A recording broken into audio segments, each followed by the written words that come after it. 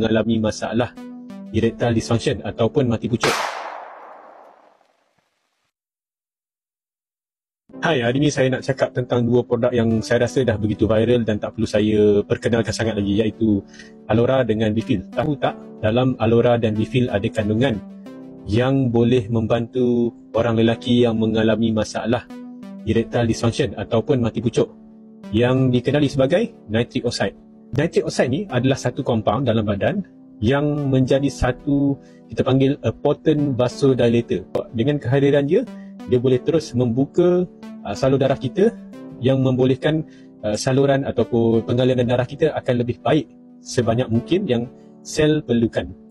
Dalam Alora, apabila Alora bersentuh dengan kulit, maka ini akan memerangkap infrared wavelength di dalam badan.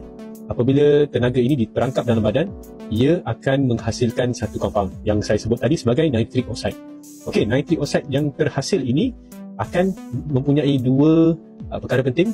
Yang pertama yang saya dah sebut tadi sebagai satu compound yang boleh membuatkan salur darah kita terbuka dan juga mengalirkan ke darah dengan baik. Dan kedua, dia sebagai painkiller, natural painkiller. Jadi tak hairanlah ramai yang pakai Alora ni, dia punya sakit belakang ataupun sakit lutut ataupun sakit di tumit banyak berkurangan disebabkan dengan nitric oxide ni.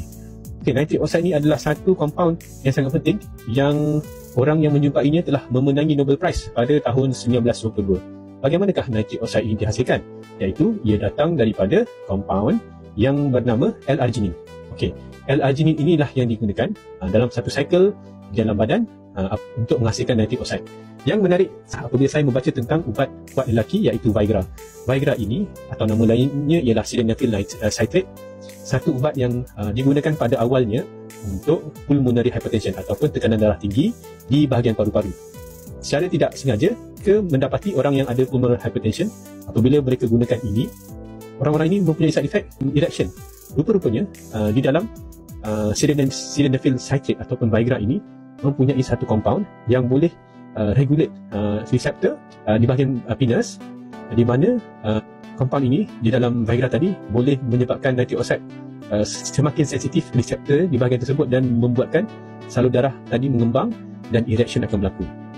Okey, L-arginine adalah sumber nitric oxide terdapat dalam Bifil. Jadi tak hairanlah apabila pengguna lelaki menggunakan Alora, especially Alora Pants dan Boxer, kemudian consume Bifil setiap hari, maka dia mempunyai sumber nitric oxide yang cukup dalam badan yang dihasilkan daripada L-arginine pada masa yang sama mengalami rangsangan di kulit, menyebabkan nitric oxide juga dihasilkan di dalam salur darah yang cukup banyak, membolehkan masalah dia kalau kita ambil Viagra, dia very sensitif dekat bahagian paru-paru dan juga di bahagian penis. Tapi kalau kita ambil Alora dan Bifil, maka nitric oxide akan beredar di seluruh badan. Jadi masalah yang berkaitan dengan vaskular seperti stroke, seperti darah tinggi dan juga seperti masalah jantung ataupun masalah angina akan sangat-sangat kita dapat atasi jika kita konsisten ambil Bifil dan memakai Alora. Okey, itu saja daripada saya. Sekian, terima kasih.